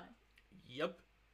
There are a lot of things that are connected to Shadow in a lot of places. And Sarkoris, native Sarkorians and Crusaders might have wound up getting connected to Shadow casting in order to just win against demons, because that's what it took. And then, of course, the Shadow Plane. I mean, by the time you're there, it's just as like, Shadowcaster. We just call them casters on the Shadow Plane. Because it's literally the Shadow Plane.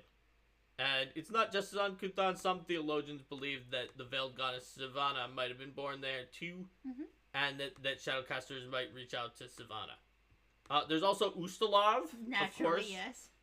There's several counties in Ustalav with like vampires, or the Whispering Tyrant did horrible necromancy too, where family lines can become bound to shadows, and you have sort of this thread going through noble family where it's like, well, we have a shadow pact, and where noble families have closer connections to other families that have shadow pacts, and they kind of just perpetuate the cycle over time as well. That's right. So what can Shadowcasters do? So first of all, they have a bunch of additional feats, familiars, enhanced familiars, shadow magic, and other things from basically familiars and other things from the Shadow Dancer archetype. Yes. But then, in their dedication, that's where it says, you've sacrificed a piece of your spirit, you've let the shadows in, you can no longer cast spells that have the light trait. You just can't. You gain the Cloak of Shadow domain spell, and you can refocus by meditating to siphon power from the Shadow Plane. So then you can get shadow spells, which are going to add several shadow spells to your spell list. Even if they aren't normally from your tradition. Disciple of Shade, where you gain magic power that increases your skills in the arts of deception to gain the Inscrutable Mask domain spell. Oh, shadow spell. That's cool. Attach a piece of your shadow to cloud the senses and cause mischief. Can either assist the stealth of your allies or impede the vision of your enemies. Yep, it's a meta magic.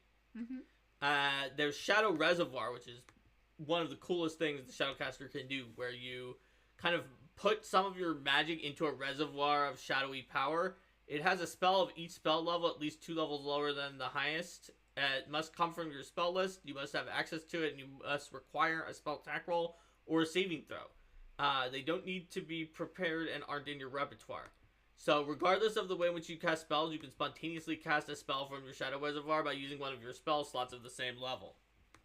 However, they're kind of shadowy and could become disbelieved. So if your enemy's will DC is higher than their AC, or their will save is higher than the normal save for the spell, they get to use that. Now, if you pick spells that already are against will save, then there's no drawback. You just only benefit. Only benefit.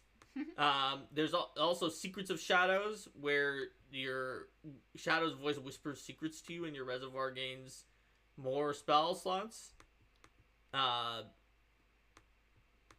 Then there's Unending Emptiness, which is going to give you the Dark Light domain spell.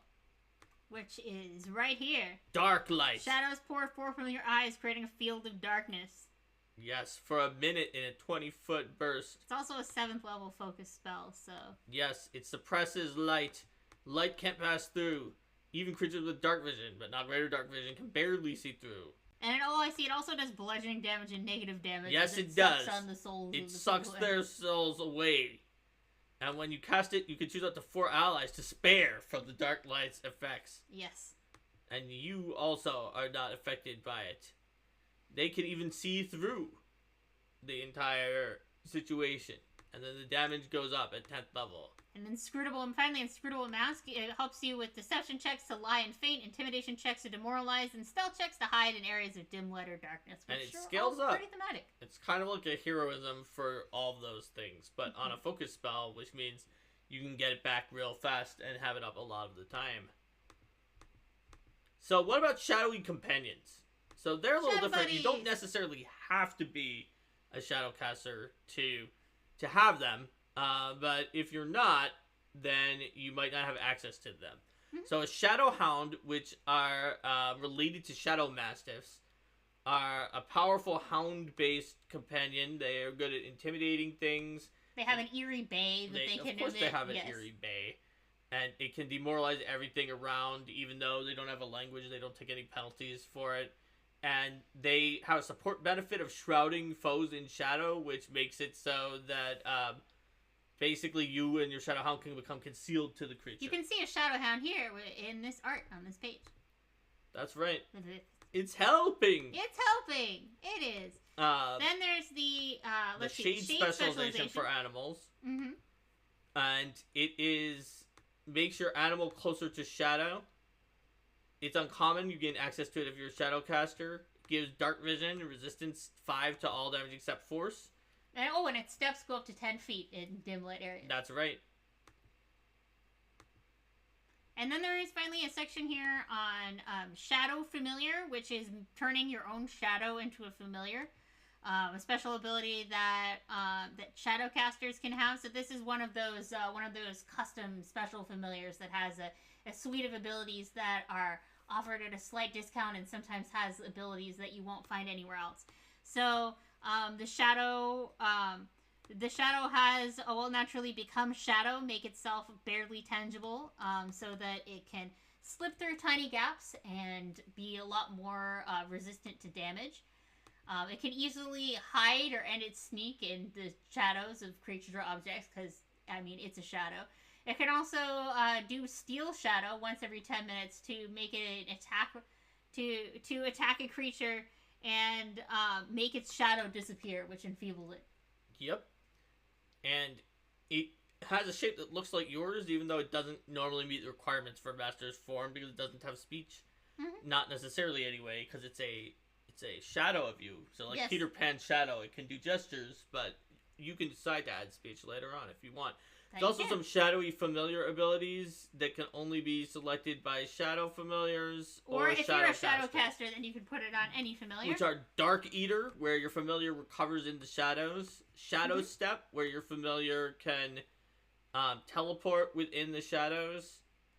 And those are the abilities. Plus, there's a sidebar about how druids of the Verduran Forest, who are just kind of angry about logging, have started to turn to shadows, and these are causing some problems, and druid elders are kind of thinking, is this worse than the woodcutters were? Mm-hmm. And that is shadow magic. If you've been following our bias towards Book of Unlimited Magic, yes, this book is full of just weird, strange ways that magic can work in your game. And so we're moving on to Soul Seeds. So Soul Seeds are like this special type of relic that instead of being an item that you carry around and things like that, it binds to the soul of a living creature. Absolutely. And then grants them some kind of interesting magical power. So let's back up 1 second. What's a relic? So relics from Game Mastery Guide are a special kind of magic item that scale as you level up by gaining special gifts. And you can use those in Game Mastery Guide as a special kind of reward that scales with the PCs to be part of the PC's story of like, this is my father's sword and it's unlocking great powers, or like that they found in a weird place. Anything that really catches on can become a relic.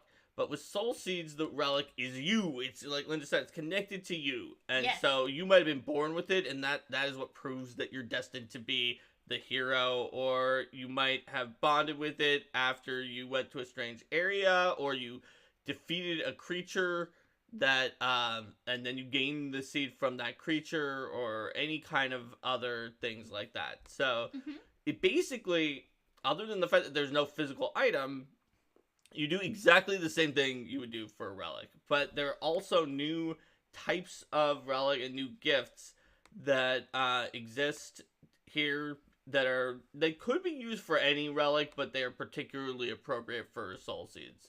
So the dragon theme, and hey, I'm never going to say no to a dragon theme, makes sense because of the fact that another way you could get a soul seed, like you said, is like defeating a really powerful creature. What about a dragon? There's a lot of stories of people who they've gained the dragon heart or the dragon powers by defeating the dragon. You can see in the art on this page somebody who's definitely gained some sort of draconic power. Oh yeah. That looks like Worm's Flight, the major gift. Yeah. So we've got the Breath of Dragons minor gift, where you do a breath, and Draconic Resistance minor gift, Dragon Strike minor gift, you make dragon claws, Draconic Arrogance major gift, where you just and these all scale, like Mark said, like with being relics and things like that, these all scale up in power as your power scales up. So they don't have like a price associated with them. They're not something that you're gonna go to the store and buy. There's something that you are going to acquire over the course of your adventure. That's right. Worm's Flight gives you those ghostly dragon wings. Draconic Ascendance is the grand gift and turns you into an 8th level dragon form. I am a dragon now. And then there's soul gifts. Well, that makes sense for soul seeds, right? There you go. So you can absorb injuries from your allies. You can do a force blast because soul and spirit force is the type of damage associated there. It does full damage to incorporeal creatures. There's soul puppet, where you can do an animate dead. You can cleanse a soul out of all of the curses, because curses kind of get attached to a soul. They're very spiritual magic. There's Spirit Blink, where you blink, except for the resistance scales up, and by the time you get it is already higher than Blink, so you can get really high resistance by being on the ethereal plane part of the time. And the grand gift is Soul Magic, Divine Inspiration from spiritual energy. So that is Soul Seeds. It's one of the shortest sections in the Book of Unlimited Magic, but it adds a lot with very few pages, because of the fact that that part at the beginning that explains how to use it with the relic system then allows you to go back to the relic system and then do all of that. Yeah, exactly. You don't have to use either of those two. You can make a fire and celestial one that is because your soul is a Belize angel or something. Yeah, for sure. So, Soul Forged Armaments. Now, those are completely different than Soul Seeds. They start with the word soul. These are by Leo Glass, and they are basically some kind of weapon, armor, or shield that is bound to your soul, and that your character, almost like, those transformation sequences that you'll see in like Power Rangers or Magical Girl anime or other things like that. You go through a transformation sequence and call forth this item from your soul that you're going to use to fight against your enemies. But it's not, because it's bound to your soul, this is not just a thing where it's just like, I can just make 50 throwaway things from my mind or something like that. Like, this is a very important item to you, and it is connected to you in a way that is also connected to, like, a cause and some kind of a spiritual and soul deep connection of what you're gonna do with the item. So you can see there's tales about Soul Forgers. It's kind of stored extra dimensionally and then called forth to you.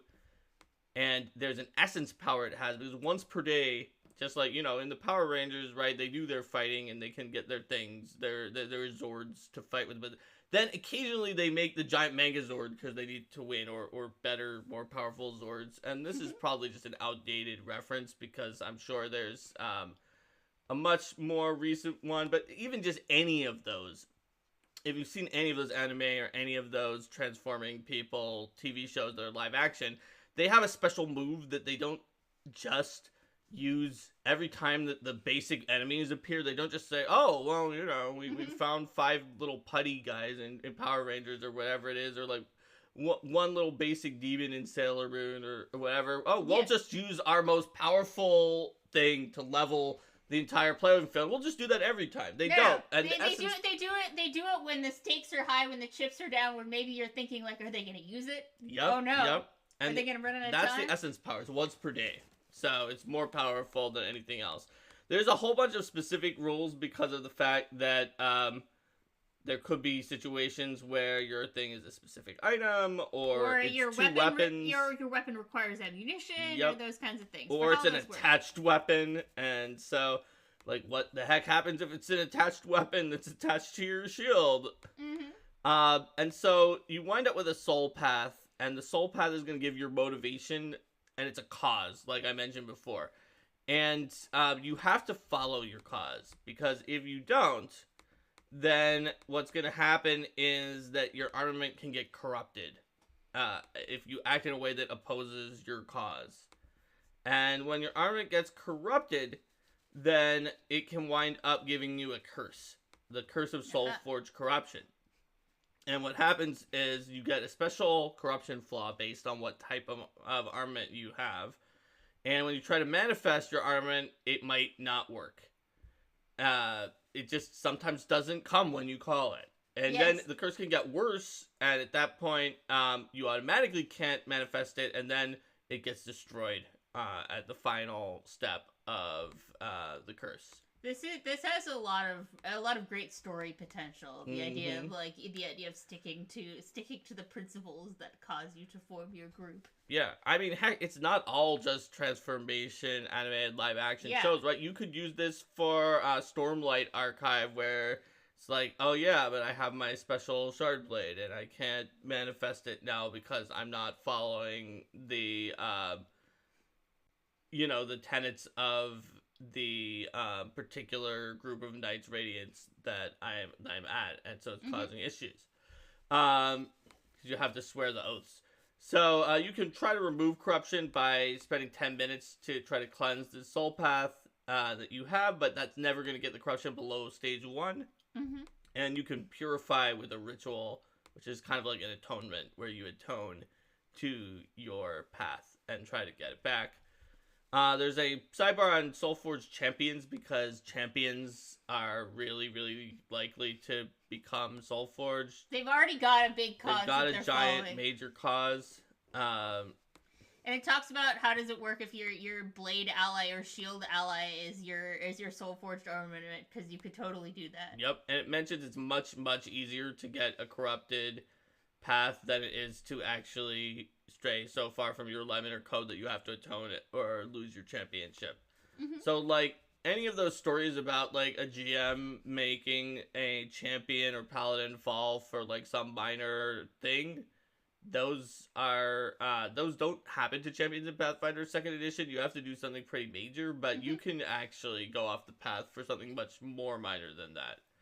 And you don't have the same, hierarchy of tenets that you get with the champion that can give you a get out of atoning free card because you were following a higher tenet. Like, if you have the fight against greed as your path for your Soulforged weapon, and you are forced to help the greedy noble because just that's the way the chips fall in order to stop the demon cult, because the greedy noble has what you need.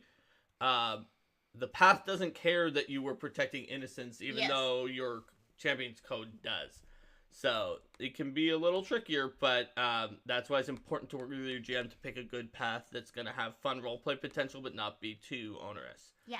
So you can upgrade and reshape and even restore your special armament. There's a whole bunch of rules on that to make sure that it works out correctly for based on the normal rules and value of an item. And so, that keeps going for a while. And eventually, you can rebind to a different item if you want to, and possibly keep the old item as a keepsake, or gift it to a worthy successor. Obviously, if you disrespect the spirit of your soulbound by The thing, selling like, the how much item, money it can is have it? dire consequences. Yes. Dire consequences. Yes, dire.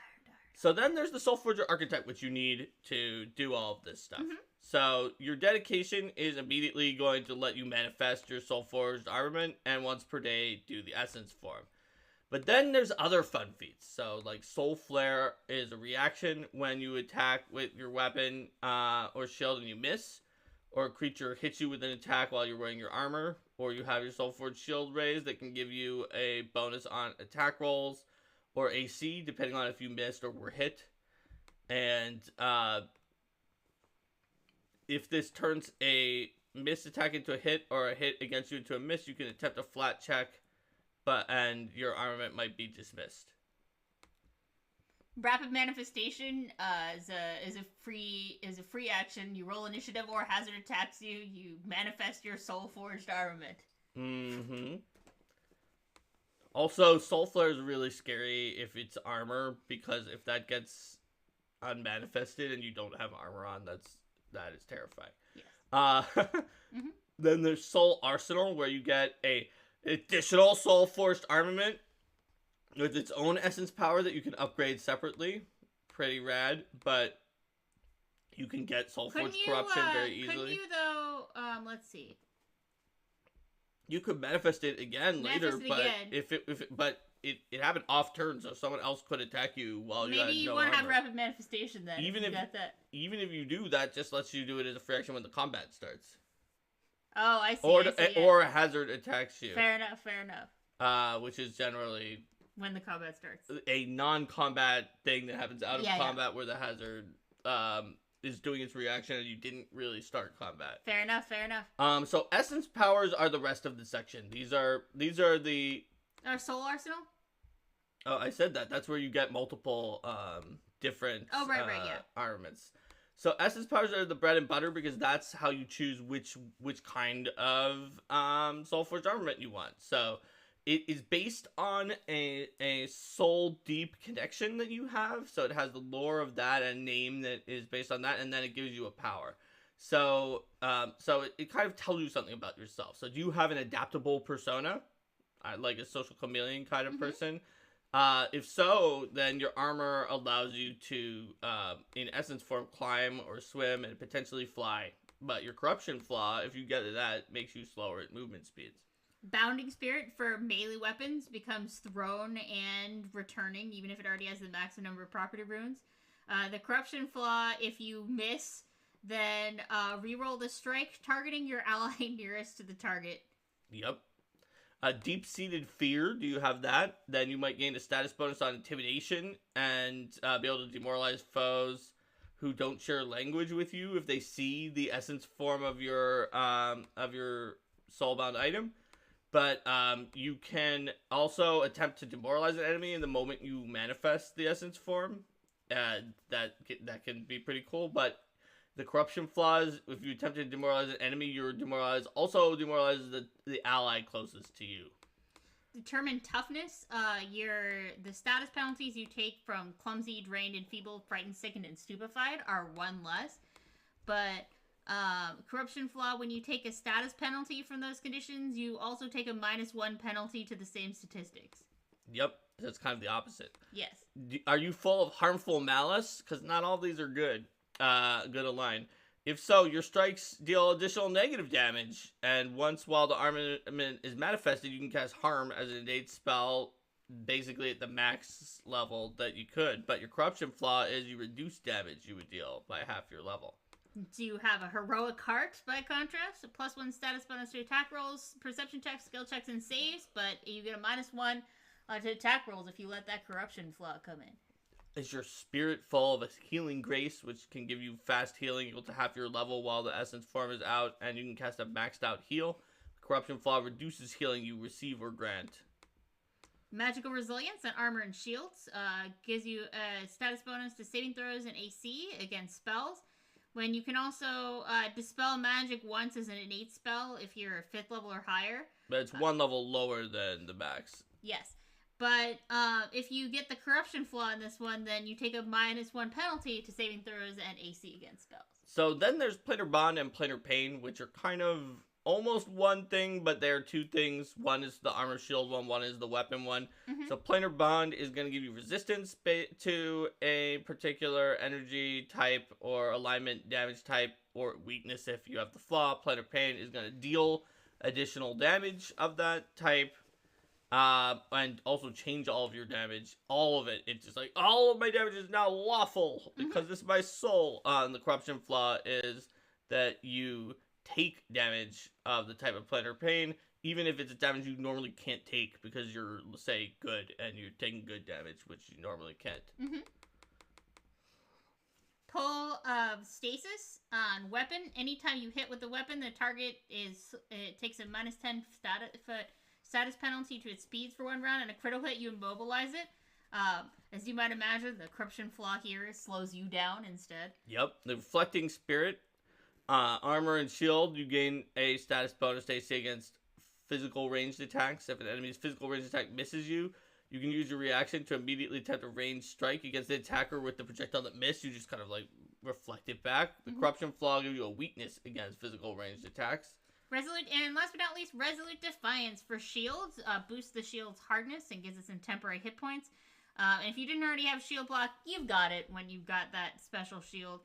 But the corruption flaw, when you take damage while raising your shield or using shield block, you have to attempt a DC 5 flat check, and which will, if you fail, the shield is dismissed if it's your soul forward or armament, or you can't get around this just by using a different shield. You'll drop it if it's a different shield. That's right. So that's the end of Soul Forging. Yes. Then there's Thassilonian Rune Magic. That's right. So Thassilonian Rune Magic is a section that has a fair amount of different information on it. It starts out by talking about sort of the history of Thassilon a little bit, and First Emperor Zin and the Rune Lords, and how they found out about different runes, and moves into the 7 schools. They don't include divination, because Thassilon didn't. They consider it to be something every wizard should learn, but no wizard needs to master. So each one is connected to a sin, but also perhaps a corresponding virtue. And so you have Abjuration, which is envy. It's got prohibited. They all have prohibited schools. Rune spells, which are generally the spells from a cleric domain that is associated with this particular, a more virtuous name like ambition instead of envy for each of these things. However, since there was no sloth or efficiency domain in the core rulebook, given that the gods who were associated with the other sort of sins in the core rulebook were sort of core 20 deities, but Galander, who's associated with sloth, is not a core deity, so it didn't have those domains. So these are in the Efficient Apport is a new spell that's here, and then Swamp of Sloth is grabbed from the Sorcerer in the core rulebook. But all the other ones, more or less, are from cleric domains. So it'll just goes through and talks about each of the 7 types of Thassilonian wizard and their prohibited schools, which are sort of the same as Pathfinder 1st edition, and then which rune spells you're going to get. And that's all setting you up for the Rune Lord class archetype, which in fact gets those rune spells and prohibited schools. It also talks in that first section about, like, Rune Lord. Wait a minute, weren't Rune Lords the rulers? Like, and then these people are calling themselves Rune Lords. Like, how did that linguistic shift come about when people were willing to start using the term Rune Lord to represent someone who mastered that same kind of magic? It's mostly because you don't really have someone who is just in charge of one of the provinces of Thassilon anymore, because they're separate kingdoms. So the Rune Lord title would mean that they are second to the Emperor, and both of the people who are in charge right now want to be fully in charge. But then the name was cool, and people wanted to keep using it, and they started applying it more and more to just anybody who's doing that kind of thing. And it's caught on. I mean, who wouldn't want to be a Rune Lord? Yeah. So there's a Rune Lord archetype and it's going to give you polearms and rune magic and all that stuff. It's actually a class archetype for wizard. So, basically, what you wind up doing is you don't pick divination, you have to be a specialist. And so in addition to the normal school spell for your chosen school of magic, you also learn the rune spell. So you wind up with 2 focus spells at first level. And your focus points start at 2 focus points. At 8th level, you get the advanced rune spell automatically without taking a feat. And get up to 3 focus points. And in addition to refocusing by studying your spellbook, you can refocus by indulging in your school's sin. Mm-hmm. And as you become more powerful, your indulgence grows. So if you use sin instead of your spellbook, then you wind up getting the 2 focus points back instead of 1, and then the 3, which wizards can't even normally get as a feat instead of 1. And you don't pay any feats for this. So you wind up saving, I think wizards even get the one that's usually at 12th level later. So you wind up saving like a higher level feat, getting a thing that you can't normally get from feats as a wizard, filling your focus pool automatically, gaining martial polearm proficiency that goes up to expertise automatically. But you, as you know, I just gave you a lot of things. You're going to lose something significant for that. Yeah. And that is, you lose the ability to prepare or cast any spell from your school's prohibited schools. You also can't activate, they're just removed from your list entirely, so no scrolls or wands of them either. Yep, they're gone. And it can also get the tattoo artist feat. So if you have been wondering if you could gain no tattoos because there aren't any 1st or 2nd level magic tattoos, and get credit for your Rune Lord archetype at the same time, you can. That actually may currently be one of the top uses for tattoo artists if you want to get out of the Rune Lord archetype quickly and move into another archetype. So, although, wait, no, I guess because you could get Embed Aeon Stone, which is also a skill feat. Well, okay, but you could get out of it at 4th level without taking a class feat by taking Embed. Or if you're a rogue, you could get out of it at 3rd level. That's just an invitation for people to create more magic tattoos. Yeah, so there's no, more absolutely. level ones too. But if you're a rogue, you can get out at 3rd level and take a 4th level, take another dedication at 4th level by taking Embed Aeon Stone at 2nd or 3rd level and Tattoo Artist at the other level. And then being ready to be able to create higher levels or work with your GM to come up with some that you can make. So Rune Lord Dedication basically is going to give you an additional cantrip of your chosen arcane school, and each time you gain a level, you add an additional spell from your school to your spellbook, and that's what it gives you. It's mostly there to finish out the Rune Lord specialization, and it's kind of connected to all those other benefits you got for free for taking no feats. Then there's Embed Aeon Stone is a skill feat that lets you kind of put Aeon Stones into your body. That's like you see in that statue of Karzuga on the previous page with like the embedded in the forehead and such.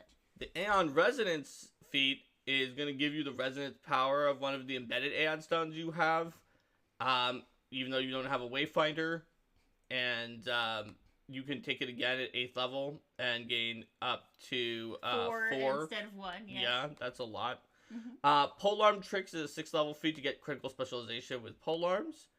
Then there's the 8th level feat Sin Reservoir, which lets you indulge in your sins during daily preparation, and if you do, you get an additional spell slot of any spell up to 2 levels below the highest level wizard spell you can cast, which you can prepare only a spell of your specialized school. And so yeah, that's very powerful to be able to get a spell that's 2 levels from your top, just in additional to things with an 8th level slot. Yes. We already talked in our wizard episode about how many slots you can get of pretty darn good spells with a wizard, and now this is another one that you can get. For sure. Fused Polearm is going to let you fuse a polearm with a staff. And you can prepare the staff at the same time that you do this, and then you wind up having them fused into one, because the staff is the haft of the weapon. So, then there is School Counterspell, which is going to let you counterspell any spell from the same school, even if it's not the exact same spell, which is incredibly strong. Yes. compared to regular counterspell, which is already very powerful if you have the exact same spell. But you're so much more likely to have things for the school, but it does have to match your specialization. Mm-hmm. So basically, you can counterspell. So if you're like a necromancer, you can counterspell heal. It doesn't matter if you have heal. And then there's a school spell redirection. If you're counterspelling something from your school, if you critically succeed or you succeed while using a spell of higher level than the one you countered, you can redirect the countered spell, choosing the target area and other aspects using your own spell DC and other things like that. That's right. And then remember that efficient apport focus spell, because we didn't have a efficiency domain. Well, now we do. So you can apport an unattended object of light bulk or less for one action. Because walking over to an item to pick it up is so much effort. Yes. Directly into your open hand. And then at higher levels, it can be much more bulk and much more distance. It's just one action. So it's a great way to grab something. Like, I don't know, did someone disarm an item onto the ground? Or is it over there on a table and there might be a trap or a monster in between? Or you're in a cell and you want to get the keys? I don't know. Just apport for one action the item into your hand. It's a focus spell. You can do it a lot of times. So then you have another treatise, this one by Queen Sortian about runes and rune magic. That's right. And this one gets into, I forgot, because we were talking about this in the other section, that Vanessa Hoskins wrote Thessalonian Rune Magic overall, and the treatise at the end is by Eleanor Farron. Yes. So this gets into some of the things that Mark was talking about with virtues versus sins. Virtues was definitely the way that that Zin initially concepted rune magic. But over time, the way that people tended to pick up and adapt and find it easier to gain the power from this magic had brought it more toward the sin side. That's right. And it talks about what what these runes are, how sin magic works, and what it's like to use that magic. As well as the Sahedron, the sort of the unification of all of these facets and runes. Yep. And then it talks about the all 7 points of the Sahedron and all of the what the 7 schools runes stand for, right? Yes. So like for instance, lust, the heart's hook. Yes, pride, the crescent scepter. Yep. And sort of like, what does the rune, what effect does using that rune have on people? Right. What does it feel like? What does it make you want to think and do? Yeah. So, like, for example, wrath fills you with the emotional energy needed to properly empower the art of evocation and the restless need to burn off that energy immediately. Yep. And so that's a pretty cool treatise. You should read that too. Let's move on to true names as we get towards the end, because I think we have true names in Wellspring. I think so. Yeah. All right. So true names by Jason Tondro are also rare. Yes. If you know something's, it's based on the principle. If you know something's name, you have power over it. It's always kind of been in Pathfinder and even a lot of associated games, and it's also in a lot of different books and media about magic, is knowing your true secret name of something gives you great power. And so this section goes in very carefully over what kind of names there are. There's public names that are just like what everybody calls something. Private names are something that maybe not everyone knows, like your birth name, but they're not a true name. And then there's also a true name, which perfectly represents your essence in the language of true names. And you might not even ever know your true name. It depends on your society and your capability of determining true names. But yeah, culture where magic is common, people will tend to know it and then keep it very private and secret. It's still a rare knowledge, so if you don't have true namers in your magical culture, you still might not. You're not going to know it, yeah.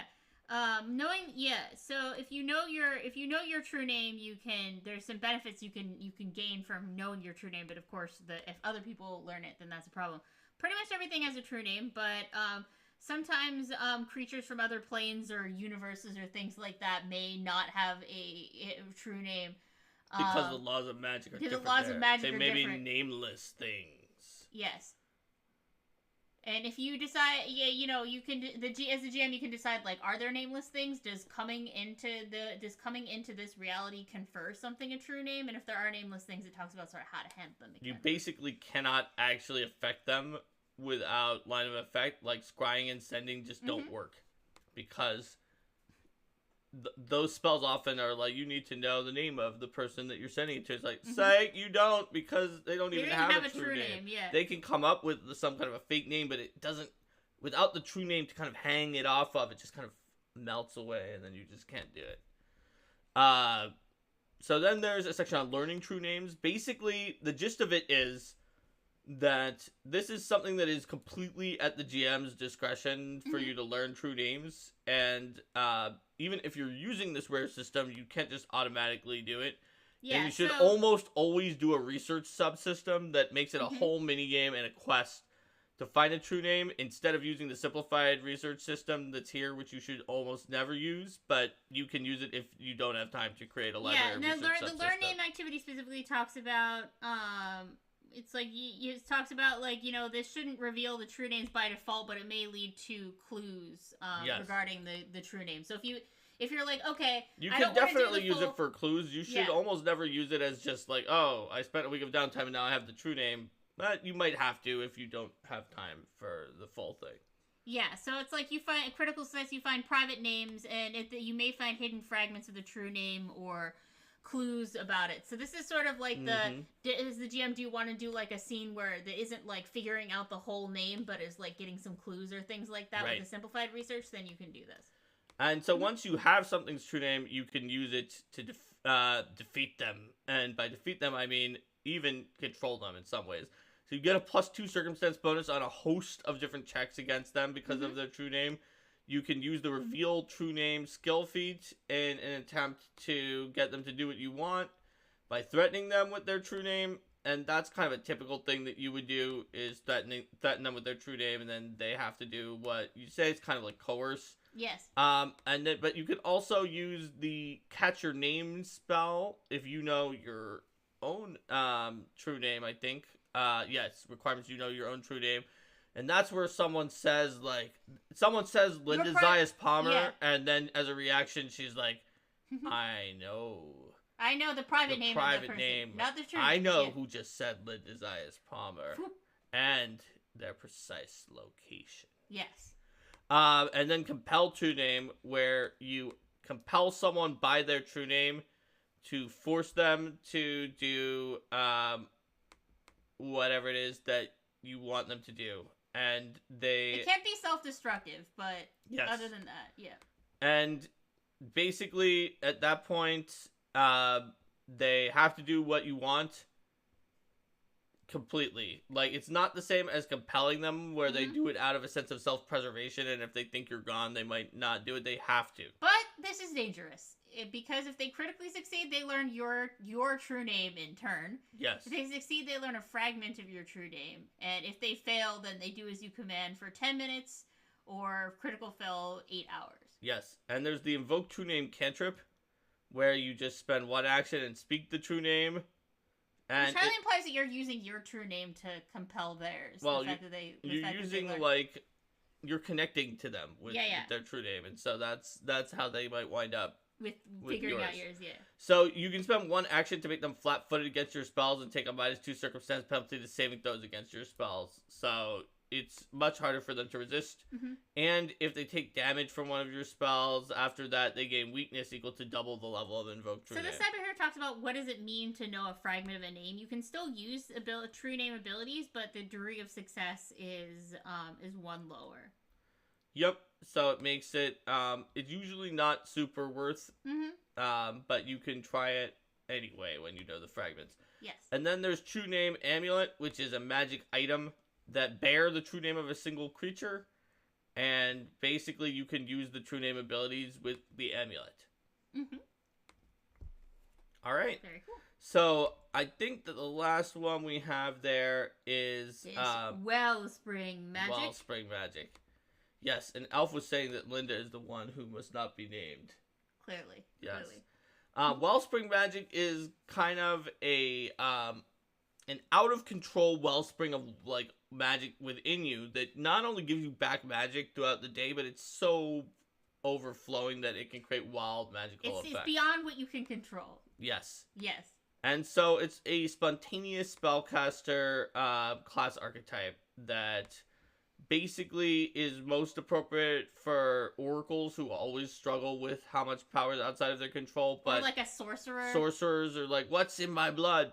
And it's not really as appropriate for a lot of other classes. It does talk about like how you might be able to do it with like a bard or a summoner, but those are certainly going to be less common. Yep. And as a variant, you could allow it on multi-class casters as well. So what it does when you're doing it is it's a class archetype that you have to have a spell repertoire. That's why it didn't even talk about the spells that prepare classes that prepare spells. You cast one fewer spell of each spell level each day, which also means that if you did put it on a summoner, there would be some times where at the earlier level where you just didn't have any spells of some of your spell levels, so it's not great. You reduce the number of cantrips you gain from your class by 1 as well. But whenever you roll initiative for a non-trivial combat encounter, as well as in other high-stress situations, you attempt a flat check. DC 6, so it's not very hard. On a failure, a magic surge happens. On a success, you get a spell back randomly determined from the top 3 spell levels that you have, or all your spell levels if you don't have 3. And on a critical success, you get any spell level of your choice, which is probably a top spell level. And you're always recovering an expended slot. So if you don't have any slots expended, it won't help you. Yes. It lasts for a minute. You have to use it by then. Otherwise, you experience a Wellspring Surge. And yes, you can only get it twice per day at first. There's the dedication feat is going to lift that limitation. If you use it to cast a spell with a duration, the spell ends whenever you would have lost the slot from the 1 minute cooldown, so that you can't just start a lot of fights to then cast 1 day long spells on yourself multiple times. Be like, we'll prepare for this boss fight by fighting a lot of low threat encounters, where I used to get up day long spells on all of you, and it's like, no after a minute it's done. Yeah, I mean the thing about Wellspring Magic is that there is that randomness in it that represents the fact that it's this surging magic that can definitely come and help you. Yep, it has a bunch of thematic additional feats like Energetic Resonance, Spell Relay, Surging Might, Scintillating Spell, and Echoing Spell. But then it has a bunch of feats of its own. So the Wellspring Mage Dedication, there's no longer a limit on how many temporary spell slots you can gain from Wellspring Magic from Wellspring Magic. Wellspring Control, when you generate a Wellspring Surge, which we'll get to soon, then you roll twice and take your choice of the results. Urgent Upwelling is once per 10 minutes reaction. When an enemy would reduce you to 0 hit points, critically hit you, or you critically fail a save against the enemy's effect, then you can attempt that flat check for Wellspring Magic. And if you critically succeed, instead of you having that effect, you can choose to have the enemy experience a Wellspring Surge that emits from them instead. Yep. Interfering Surge is a reaction when a creature you can see casts a spell if you have an unexpended spell slot, where you attempt to counteract their spell using the energy of your slot, and if the triggering spell is in your repertoire, the spell slot you expended was high enough to cast it, you take no penalty. Otherwise, you take a penalty if you didn't use the exact same spell, essentially, depending on what tradition it is. And if you successfully counteract it, it creates a Wellspring Surge. Speaking of Wellspring Surges. What is a Wellspring Surge? A Wellspring Surge, there's this huge D20 chart that talks about all sorts of different things that could happen. Excuse me.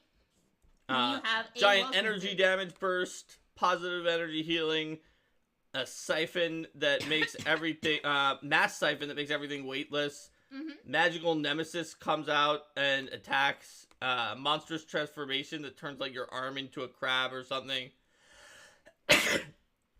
Gale of wind, a tremor of earth, an oppressive voice that comes out and stuns things and deals mental damage. A squall of trinkets, anti-magic, mental broadcast of all of your thoughts, surface thoughts, are just broadcast out to everybody. There's also a note up in the beginning of Wellspring Surges that if your Wellspring is granted by like a god or a muse or some other entity, the entity's intentions may also shape the effect as well. Verdant clutch of plants, tinge of terror and fear. Strike up the band, where there's orchestral theme music that is related to what you're doing.